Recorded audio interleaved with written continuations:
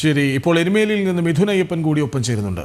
മിഥുൻ, അവിടെ തിരക്കെങ്ങനെ? കഴിഞ്ഞ ദിവസം ഭക്തരുടെ വാഹനങ്ങൾ കടത്തിവിട്ടില്ല എന്ന പരാതി പ്രതിഷേധമായി മാറിയിരുന്നു. റോഡിന് കുറുകെ അന്യസംസ്ഥാനങ്ങളിൽ നിന്ന് വന്ന ഭക്തരൊക്കെയും ഇരുന്ന് നമ്മളോട് അവർ പ്രതികരിച്ചതുമാണ്. വലിയ ഗതാഗതക്കുരുക്ക് അനുഭവപ്പെട്ടത് നമ്മൾ കണ്ടു. ഇപ്പോൾ എന്താണ് അവസ്ഥ? എല്ലാവരും ഭക്തി നിർഭരം, തിരക്കില്ല എന്ന് തോന്നുന്നു. അങ്ങനെയല്ല, ഭക്തി നിർഭരം കാത്തുനിൽപ്പാണോ? അതെ അതെ.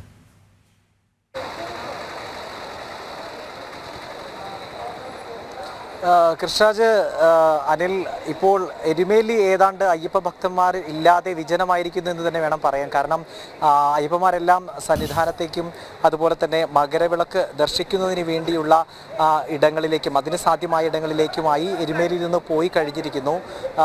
വളരെ കുറച്ച് ഭക്തന്മാർ മാത്രമാണ് ഇപ്പോൾ ഉള്ളത്. നമുക്കറിയാം, പൊങ്കലടക്കമുള്ള വിശേഷ ദിവസം കൂടിയാണ് ഇന്ന്. അപ്പോൾ അതുകൊണ്ട് തന്നെ മറ്റ് സംസ്ഥാനങ്ങളിൽ നിന്നുള്ള അയ്യപ്പ ഭക്തരുടെ ഒരു വരവ് വളരെ കുറവാണ്. മാത്രമല്ല, ഇന്ന് 10 മണി വരെയാണ് എരുമേലിയിൽ നിന്ന് പമ്പയിലേക്ക് ഭക്തരെ കടത്തിവിടുന്നുള്ളൂ. അത് ഭക്തരെ തടയുന്നുണ്ട്.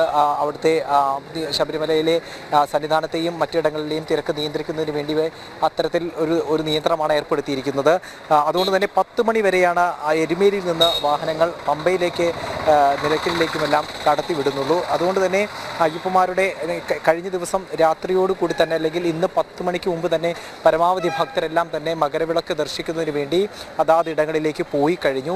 മറ്റൊരു പ്രധാനപ്പെട്ട കാര്യം, കാനനപാത വഴിയുള്ള പരമ്പരാഗത യാത്രയാണ്. അതും ഇന്ന് 9 മണി വരെയായിരുന്നു ആ പരമ്പരാഗത പാത വഴിയുള്ള യാത്ര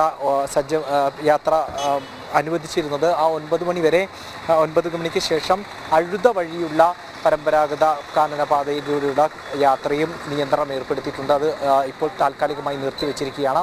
അതുകൊണ്ട് തന്നെ യാത്രകൾ ഏതാണ്ട് എരുമേലിയിൽ നിന്നുള്ള ശബരിമലയിലേക്കുള്ള യാത്രകൾ ഏതാണ്ട് പൂർണ്ണമായി കഴിഞ്ഞു, അല്ലെങ്കിൽ തൽക്കാലത്തേക്കെങ്കിലും നിർത്തിവെച്ച് കഴിഞ്ഞു. അതുകൊണ്ട് തന്നെ എരുമേലി ഇപ്പോൾ വളരെ വിജനമായി നിൽക്കുകയാണ്. കഴിഞ്ഞ ദിവസം കൃഷ്ണരാജ് സൂചിപ്പിച്ചതുപോലെ തന്നെ വലിയ പ്രതിഷേധമുണ്ടായ സ്ഥലമാണ് എനിക്ക് പിന്നിൽ കാണുന്നത്. ഇവിടെ അയ്യപ്പ ഭക്തർ വലിയ രീതിയിൽ വലിയ പ്രതിഷേധം ഉയർത്തുകയും ശരണം വിളിയും അതുപോലെ തന്നെ പ്രതിഷേധവുമെല്ലാം പ്രകടമാക്കുകയും ചെയ്ത ഇടമാണ്. അത് ഇത്തരത്തിൽ ഭക്തർക്കുണ്ടായ ആശങ്ക എന്ന് പറയുന്നത്, ഏതാണ്ട് 3 മണിക്കൂറിലധികം സമയം ഇവരെ പിടിച്ചിട്ട് കഴിഞ്ഞു.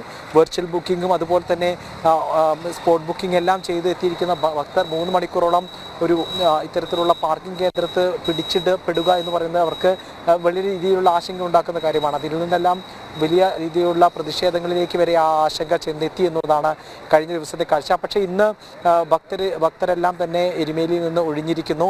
വളരെ കുറച്ച് ഭക്തർ മാത്രമേ ഇപ്പോൾ എരുമേലിയിലുള്ളൂ എന്നുള്ളതാണ് പ്രധാനപ്പെട്ട കാര്യം. മറ്റിടങ്ങളിലേക്ക് മകരവിളക്ക് ദർശിക്കാൻ ഉതകുന്ന ഇടങ്ങളിലേക്കെല്ലാം അവർ പോയി കഴിഞ്ഞു എന്നുള്ളതാണ്. ഇന്ന് നാളെയോടുകൂടി മാത്രമേ വീണ്ടും എരുമേലി സജീവമാകുകയുള്ളൂ എന്നുള്ളതാണ് ഇവിടുത്തെ ഒരു പ്രത്യേകത.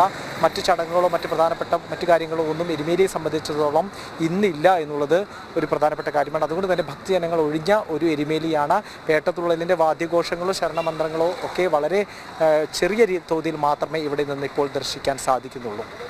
എരുമേലി വിജനമാണ്. അല്ല, പറഞ്ഞു വരുന്നത് മിഥുൻ അയ്യപ്പൻ ഇനി അങ്ങോട്ട് ഫ്രീ ആണെന്നാണ്. അതെ, പക്ഷേ വേറെ സ്ഥലത്തേക്ക് ഓടിക്കുമല്ലോ.